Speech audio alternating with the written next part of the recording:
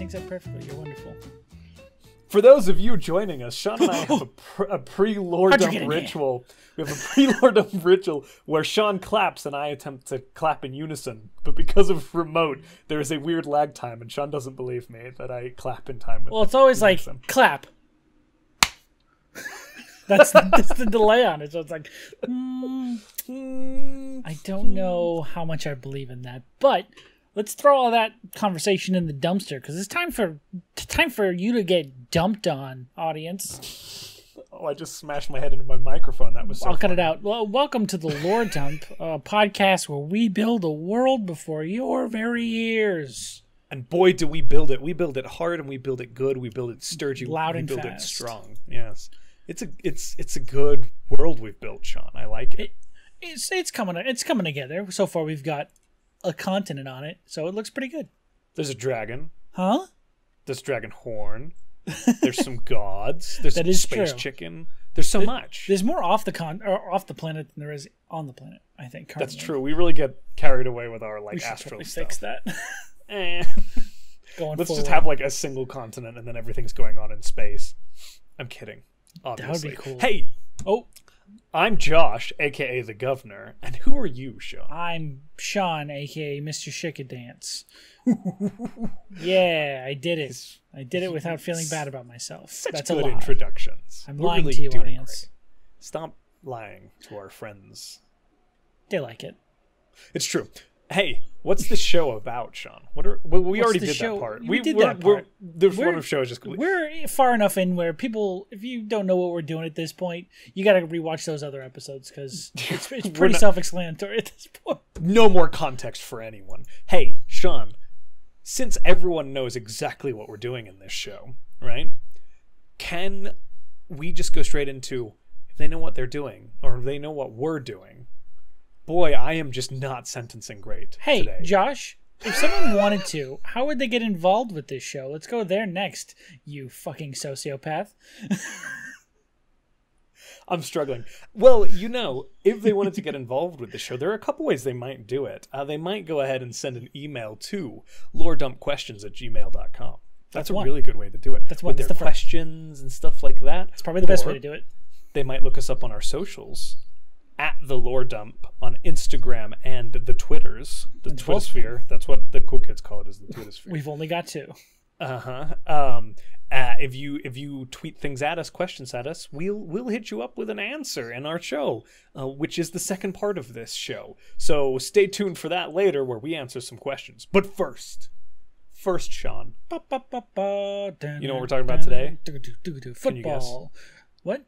What? Don't do that to me. That immediately I had a response of anxiety, even though it was a bit. I was like, oh no. We're talking about food sports. I think today, what we've barely touched on discussing is building out our own little race of people on this planet. This little speck of egg we got floating through space.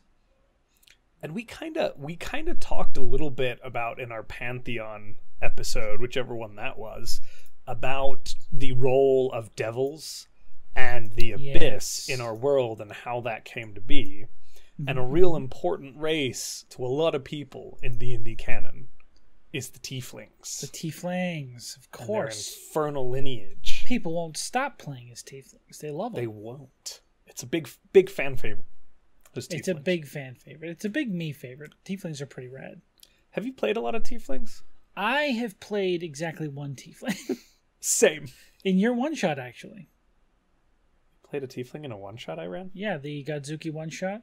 Oh, yeah. I was a Tiefling barbarian. Right. You were a Tiefling barbarian. That's true. With a Good dump times. stat in strength and concentration. The first time we ever played D&D together. Yeah, it was pretty fun. Memories. We need to put in like a Alone in the dee-dee-dee-dee, like a little sound moonlight. effect. I'll edit in Miranda Cosgrove from School of Rock singing that song from Cats. Perfect. So Thank you. I Tieflings appreciate it. are a race of being that have some sort of devilish ancestry. Is that correct, Josh? Is that what I'm remembering? That is correct. That is just absolutely spot on. Perfect. Thank you for being so nice to me. So, I mean, how anytime, would baby. something like that, this tiefling race, this race of evil, gross ancestrally gross creatures come to be in our world. Where should we start? Let's make a point of clarification. And I know you're doing this for a bit, but no races should ever be inherently evil. That is the first point. That is very good. No, and nothing is inherently evil, except for like devils and demons specifically, but not tieflings.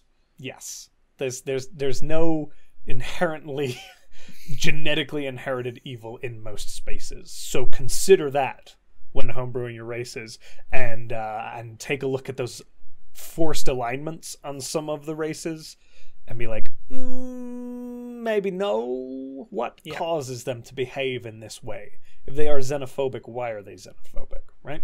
Mm-hmm. That's correct. If they're slavers, why are they slavers? Very good stance and a very good thing to say right off the top when thinking about a race. I'm being arrested. Good. Finally, the police got plagiaristic ideas.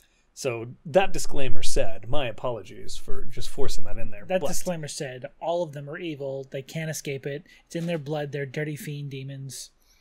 How dare they? So tieflings are pretty like well sussed out in the book in regards to like tieflings are hugely varied, and I think that's part of the complexity of working them into our world, in which they've got a somewhat different canon. So I think we need to define what we're keeping and what we're throwing out the window, and then we can replace based on that, right? That's true. Do you have any other starting points you would start with? I would take a look at what's already there. Usually this is what I do. I take a look at what they have already in the book, and then I see how it would be different, like flavor-wise. Because most of the time, people who want to play in your games, they don't know what your lore is. They just see what the book has to offer. If they can find it on D&D Beyond, they're going to bring it to your table and be like, is this okay? Yep. So that's usually the mind space I come at it from. So once you have that sort of hammered out, you can go ahead and work with that player to see what they want to play and what mechanics work with them, and then change the flavor to fit your world more than like, I think, creating from scratch, mechanically speaking. That way you can keep the balance of the game set. You have to keep that book stuff, like especially the PHB stuff, you have to maintain it in some way, shape, or form.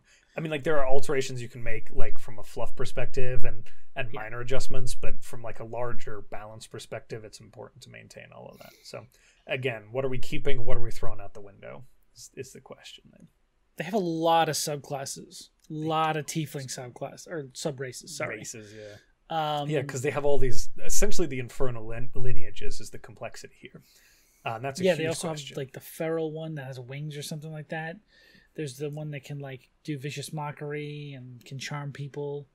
They've got a lot of different variants before you even get into the Mordenkainen's. These are the 9 Hell Lords, little tiefling babies. But I think it's easy enough to fluff out those, like the feral one is just a like the type of devil, right? Like whatever so-and-so style devil. But with the infernal lineages, those are specific canonical lore characters to Faerun and the Sword Coast and all that don't necessarily exist in our world. That is true. I mean, we probably have to hammer out a little bit more of the hells before we just say this is what tieflings are. So let's start with the hells. Let's start with those dirty hells. Go to hell, Sean. I go to hell, and what do I find there? I find, I gotta say, I'm actually a huge fan of the Blood War and all of that juicy lore. It's so good. It's so good. It's my favorite. And just announced the other day, in Baldur's Gate 3. It is. It's fully. You're gonna literally at the start of the game, you land in the middle of the Blood War and you have to escape. Oh, that looks so good. It looks so good. Yeah. Tasty. It's very not good. A sponsor, but hey, you should play Baldur's Gate 3 when it comes. Play Baldur's Gate 3. It's gonna be early access September 30th. Anyways, that ad is now over. I think we talked about this on an earlier episode where the dimension, the abyss where demons come from, is surrounding the plane of the 9 hells, that defensive layers of the 9 hells that protect devils from demons. Yes. And vice versa. Yes. They keep chaos, essentially chaotic evil. If we're using alignments a little bit, again with a grain of salt, the lawful evil devils protect everything else from the chaotic evil demons, which are essentially attempting to spill out of their portion. So the nine hells are these lawful evil layers of hell that protect from the demonic plane, which is chaotic. I will say this. I think alignment is fine when describing like a society, like what the general society is like, because devils are lawful evil. That is unarguable. They have structure, they have rules, they have laws that they follow. They make contracts. That's weird. It's their literal purpose for existence. And again, it's different with the playable races, but when we're talking about things like devils and demons, again, it's a little bit different too. It's easy enough to be like, okay, culturally this is their, I mean, it's their society. Literally, they exist to do this. The pact, the evil connection, the bond, the bargain. Yes. So that's kind of how that works, those hells, for those of you who don't have the context there. So I think keeping that as like another plane intact from like straight from 5th edition is fine. Especially if you want to like dip into Avernus for a few adventures, that's always fun. I like that. So we're keeping everything, including the key devil figures. We're keeping most of the structures in place, and changing like how it interacts with our actual already built world. Like, because we semi-established, right, that essentially the devils can sense the souls, the energy that is coming off the egg, and that's what they're after. These sentient life forms. That's why they're making deals. So that's here is my proponent of how we change up the Blood War to fit with our setting. Okay. I posit that the devils have a way to harness the energy that comes from the egg, but the demons do not. Okay. So the devils come to our plane, our planet, to try and siphon the energy away from the egg, but they can't access it because of the gods. So that's their innate hatred of them. So they make deals with mortals to steal that energy once they perish. Beautiful. Or like, in exchange for some sort of power, they take that energy away from them. And then they bring it back to the Nine Hells to fuel that war. It's all about siphoning those energies in various ways. That's really what we're doing here with all of our canon related to this egg, is siphoning the life force. So the devils are making a pact and giving you something lucrative, energy essentially from their plane, so that they can siphon energy from the egg to combat the demons, because they have this overarching war going on in the background that mortals aren't necessarily privy to. 100%. Beautiful. Oh, there's so much room for juicy story arcs there. And I have literally the opposite of that for the demons, and why they are so opposed to each other on all fronts is because the demons cannot harness this energy. They come here specifically to just kill people and disperse it so that no one can claim it. So it goes back into the egg. The demons are here to keep the devils from getting that sort of essentially thing. Or just try and like remove as much of it as they can from being siphonable. And if the demons were to figure out that they could essentially win their war by shutting off this tap, they would focus in. And that's something for you as a DM to consider for a campaign hook. Always good stuff. Good stuff. I like. So they're essentially wanting to usher in the end of all of this, whereas the devils are not. Okay, so we've established our devil, nine hells, demon war, blood war stuff. We know what we've got. We know what we're working with. What does that mean for our tieflings? It means our lineages stay the same. The lineages can stay the same, yes. I also like the fact that this demonic ancestry has now been infused with that energy from the egg by the gods. That's what tieflings mean. Is that there's a bridging between the demon's footprint on this plane mixing with that when energy you say demon, from the you egg. mean devil, right? Oh yeah, sorry, devil. The tiefling. They're both the same thing. I'm kidding, that's racist. So yes, that devil energy, my bad, is mixing with this egg energy that the gods use to create people. So there is a sort of bridging of the two in a very unique way. And I think that tieflings are almost like extra sought after by devils, because they are like this rare resource that's like that. Not only is that native energy from our plane, but it's somehow married over with this energy from this plane that we're trying to siphon. So I think they specifically like hunting tieflings. Okay, that makes a lot of sense.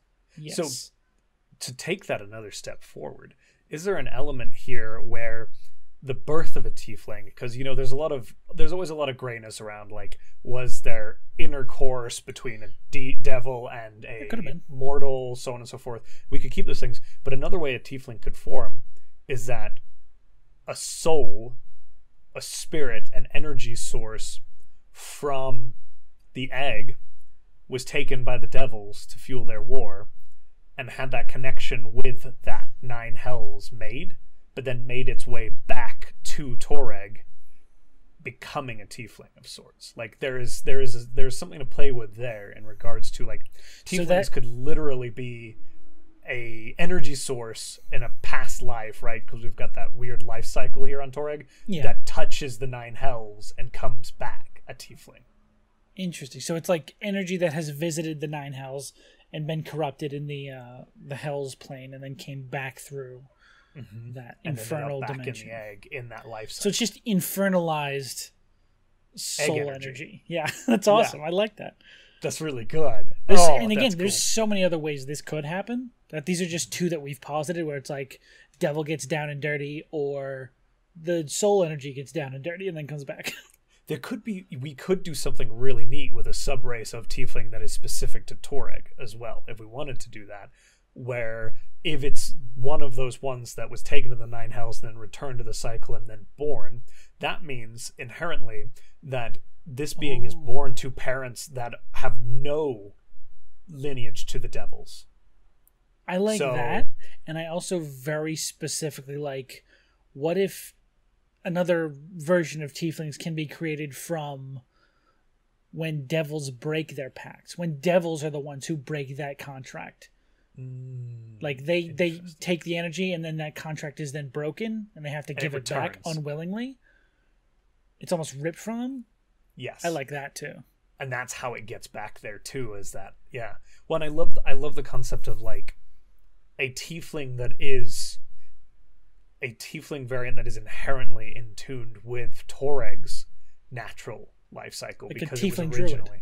Yeah, tiefling druid, exactly. That's what I'm envisioning. Like, there's a tiefling that is more focused spiritually in tuned with the lands that it exists on. We could do a really cool subrace with that. We may have to visit that later. I think that's really cool, and we can do cool things in the future after we get, like, the tiefling baseline down, what all the ones that already exist mean.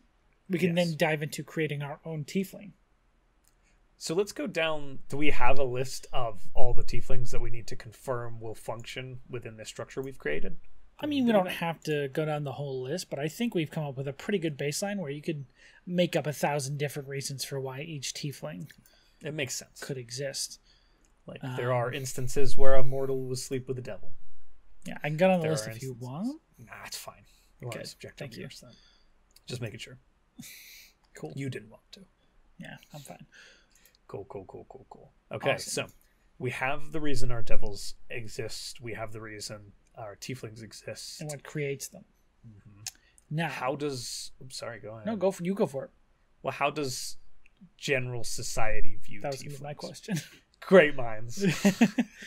How does general society view tieflings? Knowing that this will vary from culture to culture, continent to continent, group to group. What's the general perspective? General perspective. I would say since they don't know they're living on an egg and they don't know about that energy exchange, completely untrusted.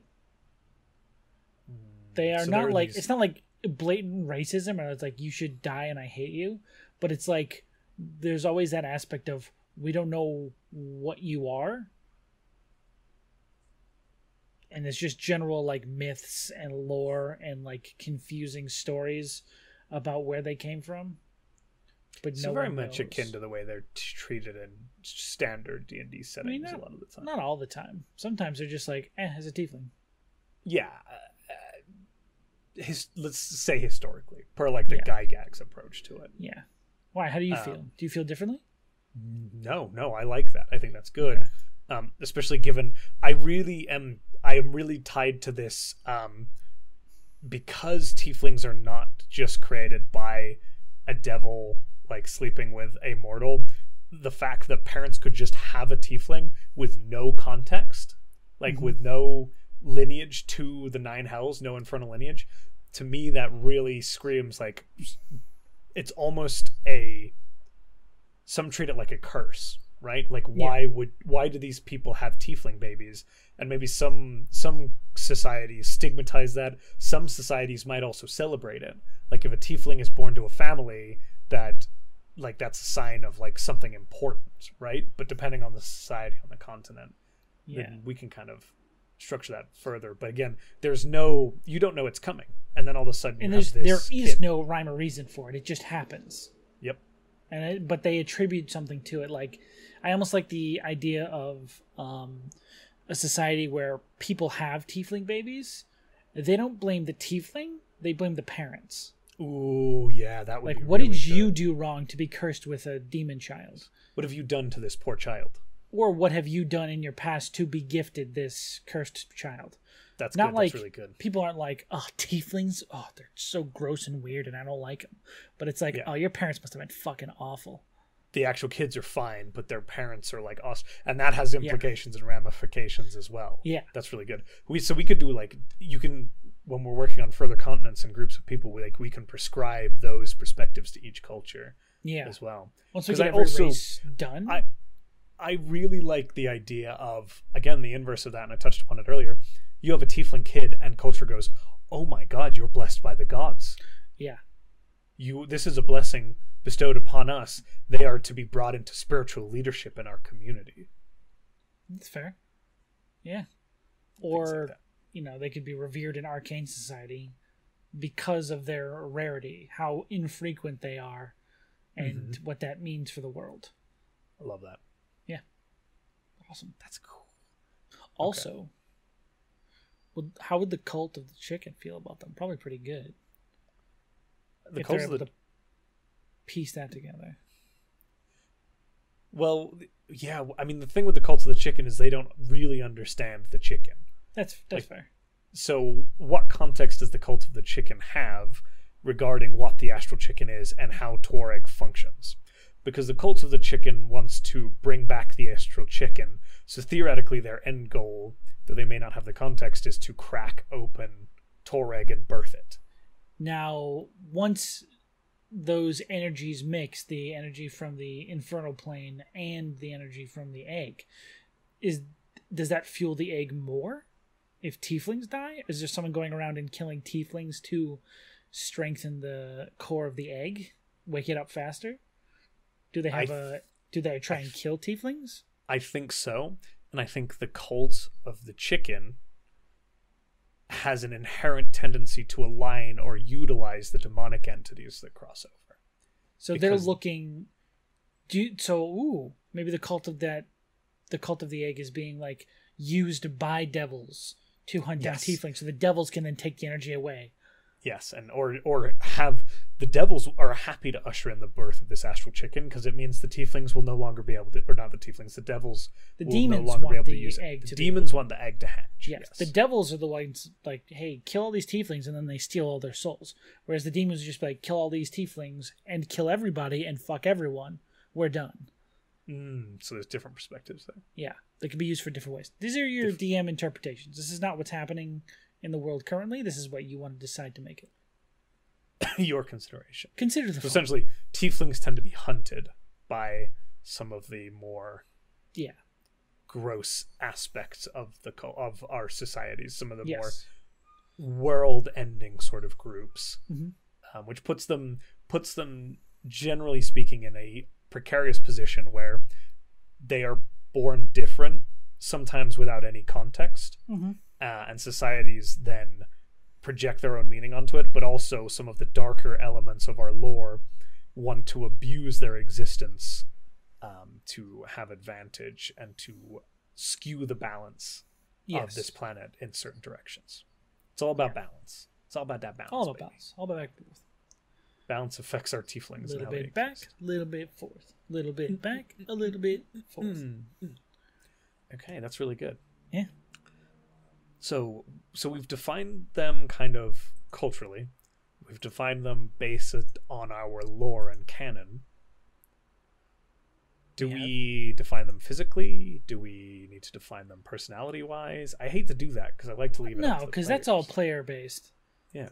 What they look like is not going to change. What they act like isn't going to change. How their magic works, pretty much the same, honestly. Yeah. It's that fiendish energy getting in there and mixing up the DNA. Yeah. Then so I think what's that's left, Sean? What's left? For tieflings? Yeah.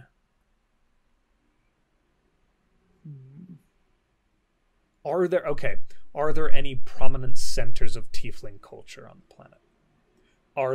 I've done in the past where, like, in my emergence world, which you've seen me run some one-shots in, there are, like, certain lineages of tiefling have gotten together in a space, in a fairly isolated space, and created their own society over hundreds of years. So, like, there are blue-skinned tieflings living in a swampland region of one of my continents, and they are connected to a devil who had that natural genetic alteration that created the blue skin, and they all congregated in that space hundreds of years ago, which led to them breeding more tieflings of that skin color and creating a society. And because of the isolation, they kind of maintained that specific sort of aesthetic and developed their own culture.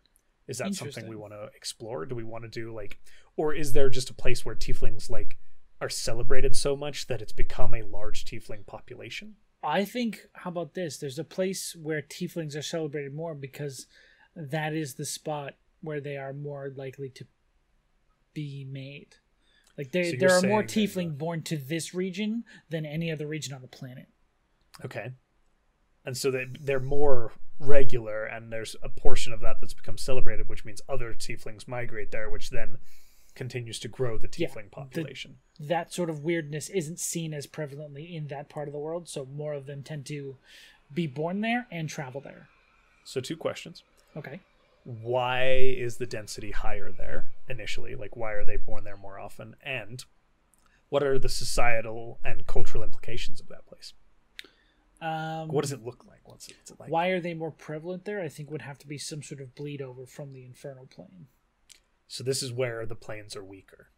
There's that barrier to that specific one is weaker around there.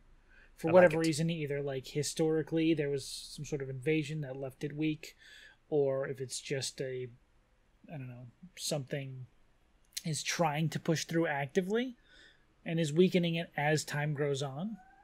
Could we put a very cool dungeon sort of thing? Like, let's say there's a city there. Let's say, like, this is on a new continent, let's just say. Yeah. Not the Elven continent, this is continent number 3. We're not defining it extensively yet, but continent number 3, there is a city that is highly populated by tieflings and sort of a mecca of sorts for tieflings. A lot of tieflings will travel there. The reason that the plane between the infernal plane and this plane is weak is because there was a gateway at one point constructed thousands of years ago that sits still under the city, inoperable and damaged beyond repair, so to speak. Our DMs can do with that what they want, but there's still a bleed between the planes there, which is why the tiefling children are born more often in that space. They incorrectly assume it to be decommissioned. And it's still slightly bleeding through. Yes, I think that's good. It's like a feedback. Yeah, because that causes this. Cause like almost an insane amount of tieflings to be born, because there's that constant like bleeding over of energy mixing with the energy from this egg. And we just got a new episode. We get to create the Dungeon of the Abyssal Gate. Oh, that sounds pretty dope, actually. I like the sound of that. Wow, that's pretty good. So we've got the city that they probably don't even know it's there, or a select few know that this dungeon sits underneath this city. I'm also going to say that gate being there for so long has almost turned this land into like a desert. Mm-hmm. I was thinking a desert aesthetic too. Of course you are, because they have fire resistance. Yes, of course they're going to live in a desert. Yeah. I think that's amazing. I like that. I love it. Now I want to build that continent. Yeah, we need to get on this now. We need the elven. We've got to get back to the continents at some point because we've got to do more stuff on the continents. I really like that. I really like that whole idea for the city too. Yeah, that could be really cool. Like, you know, maybe bring in some like Middle Eastern or Ottoman themes for aesthetic. Oh, obviously, yeah. Marketplaces, gold, hanging around, big domed architecture. Hell yeah, dude! Oh. More jagged edges because of horns. Yes, taller doorways. Yeah. I love wider doorways. T-shaped doorways. T-shaped doorways. You just want. I love this city so much already. It makes me want to play a tiefling in this world really badly. Really does. Okay, so we've got the city. We just accidentally defined a lot of the characteristics of it, and then inherently some of the culture surrounding it. Yeah, this is what happens when you world build. You create one thing and you end up 5 things down in a hole looking up going, fuck. I started with trying to build a potion and now I'm in a new continent. That's weird. Oh, it's so good though. Yeah. This is great. This is beautiful. I love our tieflings. I love these little demony guys, devilly guys. Little devil tieflies. Now, here's my question. At any point, are tieflings demonic? No, I don't think they are. I answer my own question. I think their possession is possible just like any other possession. Yeah. We treat those mechanics the same. Okay. But because fiddling with the 9 hells is so much exclusively fiendish. Yeah. Fiendish. Or exclusively devils, because they're both fiends. Yes. Exclusively devils for tieflings. Gotcha. Perfect. Okay. Are there any prominent historical tiefling figures? I know you love that fucking question. I love that question so much. Something to do with the founding of this city? Possibly. Or how about this? He led, or she, they led the forces that destroyed the gate. So, here's our historical tiefling figure. Here's what I'm thinking. The gate was constructed by some sort of cult, some sort of devil worshipping cult long ago. And perhaps it was the devils actually using the tieflings with their connection to them to construct it.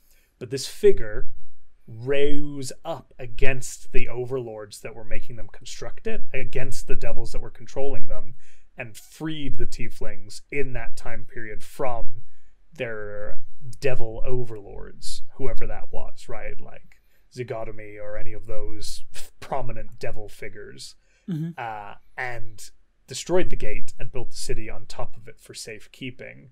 And then that's been lost to history. But that figure remains as the founder of this city. I love whomever they are.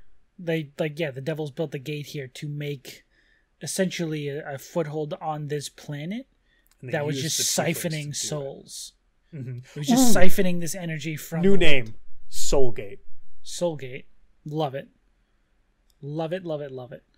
So the Soulgate was constructed under the devil's direction by tieflings who were kind of being used and abused.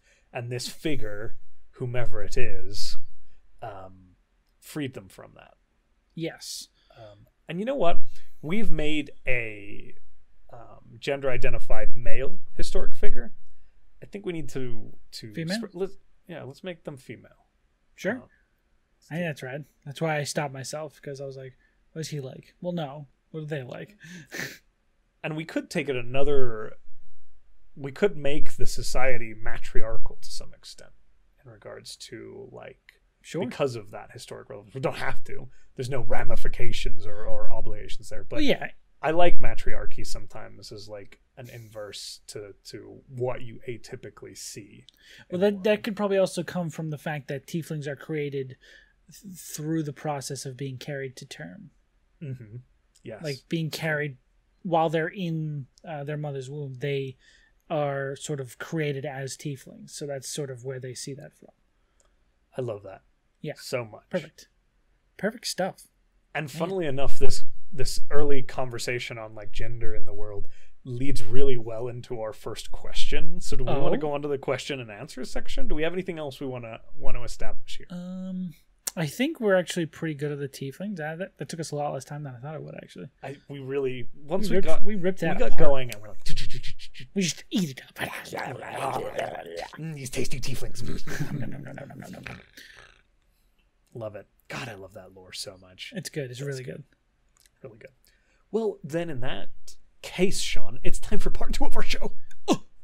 I love this part. It's a good part. This part I've got some questions, and the first one is from our good friend and fellow D&D player who plays on Conundrum Company over at the Welcome Inn with us. It's from Button. Button? Uh-huh. They're a legend. Button is fantastic, guys. Watch them play D&D on the Conundrum Company at twitch.tv/The Welcome Inn, and they do all kinds of cool stuff on TikTok and things. But anyway. Peach does poetry. Peach does poetry. That's what I call Conundrum Company now. Peach does poetry. Peach does poetry. I like it. Let's rebrand. That's what I'm there for. So their question is, hello, fellas. Question for you regarding Toreag. What does gender look like in this world's various societies? Analogous to this world with relative binary and various non-binary smatterings. Ternary, quaternary, something else. I adore you both, but this is a big question. Good question. And it will probably take a whole episode to delve into it the way it should probably be discussed. Mm-hmm. Let's look at it from ways to address this in your world. Maybe we don't necessarily have to define it on Toreag today, but so the concept of gender at your table. Mm-hmm. And so like what I've done with Saltmarsh, for example, is that it is relevant but non-questioned, right? So like Button has created a character who is they, them. Mm-hmm. And that is accepted by the world around them. Yeah. It's not something that is like fought against or combated, and that's loaded in its own way. Yes. It's really interesting when you're discussing these sorts of things because it's critically important to understand that. So it's great, wonderful, Josh, that you've made a space where these things don't have to be questioned, but that in and of itself is a fantasy because people who identify non-binary face adversity on a day-to-day basis and refusal to acknowledge that, which means that the world and the kind of perspective I've created for this is not realistic. So are you going to explore that or not is a huge question. And how are you going to explore it? And you really have to consider those things when you're talking about gender in D&D. Yeah. Because that also varies from society to society too. I could have a culture moving forward that if they were introduced to this concept of like they, them, or another non-binary gender identity, they would push back on it. And that could be different from group to group on a planet as well. So you have to like, what scale are you addressing it? How are you addressing it? Yeah. How are your players okay with the way you might address it in the future? That's really the most important. If they come up against someone who doesn't agree with what gender they've assigned themselves, is that going to be an issue with the characters? Is that going to be an issue with the players? Is that going to be something everyone's comfortable addressing? Mm-hmm. I would say, as a DM, you are running the game for the people at your table. Yes. And if they have a specific gender that either they are addressed as or their character is addressed as, I don't think anyone's ever had a problem with a guy playing a female character or vice versa. But if it's someone who is specifically transgendered as a character and their own personal preference rubs up against the players, or the DM's personal preference rubs up against the ideal for the character, that would be a bad table to sit at. And I know it's a hard thing to say, but these biases are incredibly hard for people to overcome. and very, very real. Yes. Like, you can't assume they don't exist, because they sure as hell do. Yes, and that is the hard fact of this whole thing, is that while it shouldn't be a problem, for a lot of people it is, and I think that has to be brought up first. Agreed. And once you've overcome it, or figured out a way to deal with it, the point that Sean makes, then how do you address it in the world you're looking at? Yes. That's very complicated as well. I've had conversations with Button regarding, placing non-binary characters, so on and so forth, in my world, and not making it a trope. Yes. It needs to. It can't be a ploy, right? It can't be a reason to. Hey, look at this thing I put in here. It needs to be valid and real and respectful. And so it's very interesting. And it's also very hard.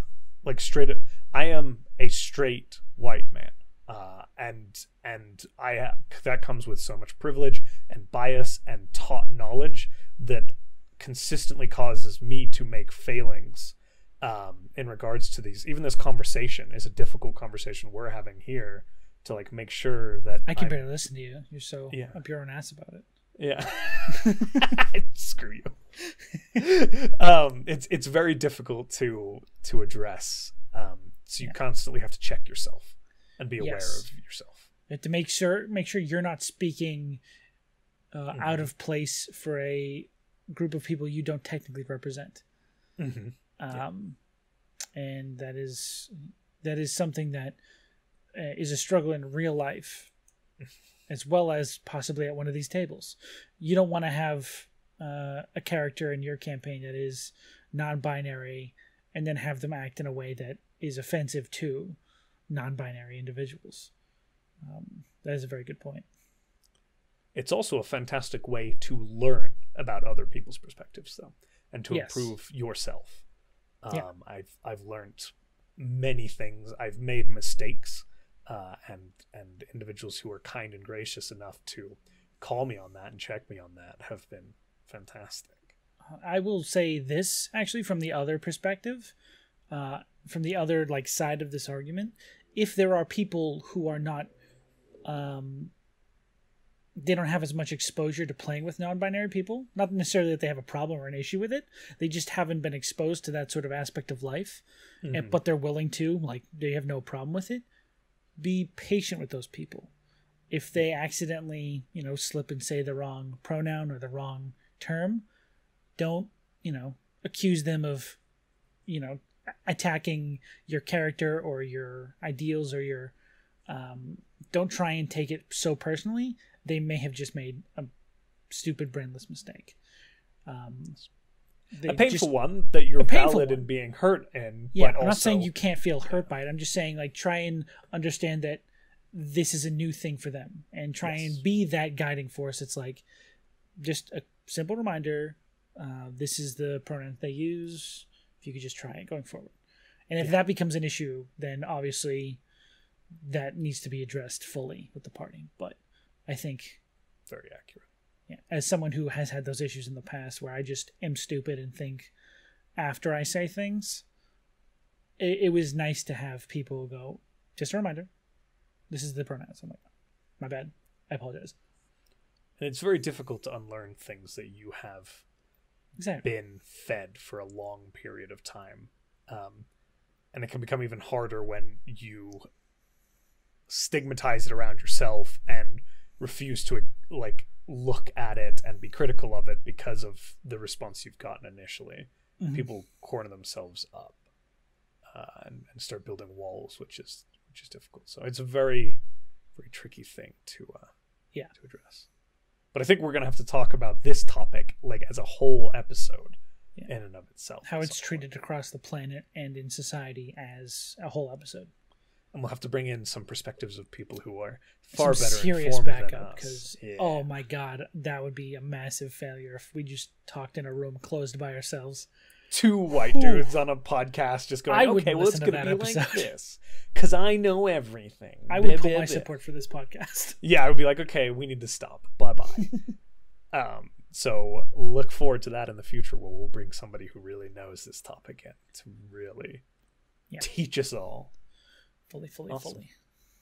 So next question is from Obscure for the World, another one of our friends. Great person, cosplayer over on TikTok. And they say, what's up, fellas? Peter here. Josh is familiar. I'm Obscure for the World on TikTok and a gracious friend of Button who told me about look at that. Take a look at our podcast. So, hey, look, small world. Thanks, guys. We appreciate it. Unsure when it would organically fit, but I would love to hear you two talk about how you come up with the criminal underbelly of a region or a city or whatever scale. Also, can you please make the Space Chicken followers say, may the yolk be with you? Loving this so much and can't wait to get dumped on again. Your loyal Dumpy. Hey. That's a weird name for our fans to choose for themselves. Dumpies. Dump all over me. I really like may the yolk be with you. That's really good. That's fantastic. Thank you, Obscure. Oh my gosh. Okay, so the question in here is what's your process for the criminal underbelly? Depends on the place you're building for. Is it like a massive city? Is it like a town? Is it like a little riverside village?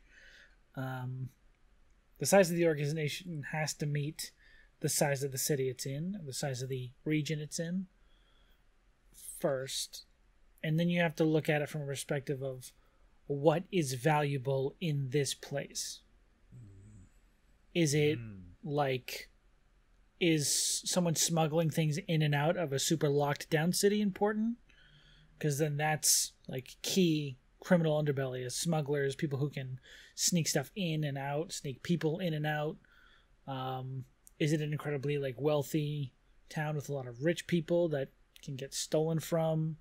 Or is it, like a den of crime? Is the entire city just the underbelly is above ground? Those are my favorite cities usually. Where everyone knows what's up. Yeah, they're like, oh yeah, those guys suck. Yeah, don't go are near in them. charge. Mafia. Mm-hmm. I think another thing, and this is a very popular fantasy trope, is the scale is there a thieves guild, and is this a national organization? The moment that it turns into a guild or some sort of organization, there's a political structure. There has to be a political structure. Fully. So the bigger these organizations get, I really like the concept of a democracy of thieves as an idea, and I feel like we should put that in it's almost like Robin Hood. Yeah. Only they are truly out for themselves. It's a democracy of people who just want to rob everyone blind, and there's no that's pretty funny. There's no goodness, but they do democratic vote. Mm-hmm. That's really cool. But so what is the political structure of a larger organization? How do they communicate with each other between cities? All that kind of stuff. You know what I mean? That's really important to define. And it ties back into Sean's point. How publicly visible are they? Are they completely unheard of? They're ghosts in the society? Are there rumors oh yeah, they say there's this one cloaked man who's doing all this crime, but it's really 90 people all dressing as the same guy being everywhere at once? Is it they have a symbol that shows up at the place of crime, or that people know to look out for and thieves can't? Mm-hmm. Or is it literally the mafia, oh, that's the Don, no one can touch him, the guards are afraid to go near his house, and he basically runs the guards for the city? Or, again, contexting, are you in a city which has a politically oppressive regime in control, and the thieves are the good guys? What is your there's so much. There's so many big questions to ask. The resistance. The underbelly doesn't mean it's all thieves and criminals. It could just mean these are the secret good guys. Yeah, and I think that's really when we say the criminal element, it really is it's not criminal. It's the underbelly. Yeah. The people in charge of the city determine what is criminal. Mm-hmm. That's true. That determines what the criminal underbelly looks like. Yes. if they determine that helping your neighbor is a criminal act, then there's going to be an underground resistance of helpers. Who are criminals. Yeah, technically criminals. Yeah. I don't know. That's an interesting way to look at it, is whatever power is in charge and what they dictate as being illegal could be a good thing, not a bad thing. It's an awesome way to create intrigue as well, because a lot of the time, superficially, the party is going to see the power structure as good until they get some context. And when they get that context, then they're going to go, oh, we've been working for the wrong people. Yes. We've been hired to stop these criminals, but turns out, hey, they're just trying to get by. Yeah, they just want to live their lives. The guards are literally hunting them like murderers, but they just stole bread and trying to live their lives. Yeah, that's really popular. Like, that's done all the time in D&D. Yeah, there really is a lot of that. Not to say that it's bad or overused. It's just, it is a very commonly used trope because it is so effective. I would also say you have to determine whether or not they are the only underbelly, or if there's multiple people in that underbelly sharing that space, multiple different sort of organizations competing for the same not retail, same resource. Yes, well, kind of, or space, like their territories, like there's territorial. I'm literally just blanking on a word. We could cut this. I know. That's why I'm just sitting here trying to think of the word so I don't sound like an insane person. You get an agent to help you buy a house. Real estate. Real estate. They're trying to share the same real estate. Ooh, wow. I think I need to go lay down. That was bad. Sorry if it just cut real hard. I just spent 5 minutes trying to think of a single word. It was not that good. Word was anyways, real estate. Real estate. They're trying to share a limited amount of real estate. Gotcha. That's good. The other thing to consider is, what are your players bringing to the table? That's always. Oh, hugely important. Somebody's going to be like, I want to be the rogue thief, master thief. Okay, what do they need in order to be that rogue master thief? What are your criminal contacts? Because that's a game mechanic, right? Like, there are elements of classes and subclasses that are wholly dependent upon that criminal element as well. So sometimes there's conversation involved. There's also a background stuff, like criminal spy, faction agent, stuff like that. Very important. Very important. A lot of the time you build that out on the fly, right? Or tie it to existing. Yeah, or like the person comes in saying, this is probably the most common one, like, oh, I was doing some stuff and then I pissed off the underground of this specific city and now I'm hunted. So you would have to build out that underbelly based on them looking for this person for some reason. Yeah. It'd also be interesting, like a little experiment, to build a city from the underbelly up. Start with the crime? Start with like what its underbelly looks like and then build above it. See what that turns into. We could do that for funsies. Sounds like a fun little experiment we should try. Maybe our tiefling city is built that way. No, those are good. Don't put that on the tieflings. It can still have a criminal underground. Put that on the orcs. Things are complex. Wow, poor orcs. You leave those orcs alone, sir. How dare you? Yeah. Or maybe our elven capital, whatever that looks like. That could be interesting too. Oof, that would be a place hilarious. That's been around for that long. That would have the extent. That's got like an undergut. Yeah, under beer belly. It's a whole thieves' city underneath it. Under punch. Could be under punch. I hate it. I like it a little bit. Oh my gosh. Well, I think that's the end of our questions, Sean. Unless you have anything else you want to say. Shit, dang Jesus Christ, Josh. Holy butt stuff. Sorry to swear on the podcast like that. I'm out. That's it for me. My inner sailor just came to the surface and decided to give your ears a full cussin'. How fucking dare you? How gish dang darn Jesus dare Jesus you? Jesus. You dare Jesus. I'm sorry to bring Jesus into this. Everybody who's listening and likes Jesus. This is a pal of Jesus. Hey, If anybody else had questions like these questions that we just heard, these phenomenal, fantastic questions by our fantastic great friends, questions. So good. What would they do, Sean? They would go log on to www.iwannaemailsomebody.com. They would get into their email. Do not go to that website, please. www.givemefakeemails.net or log into whatever email you happen to have at the time. Then you would send one of your emails, your classic questions in email form to at loredumpquestions.gmail or at gmail.com. Not .gmail.com. That's a bad site. Don't go there. Yeah, don't go there. And then they would hit send and send it to us, and then we would read it and put it on the show.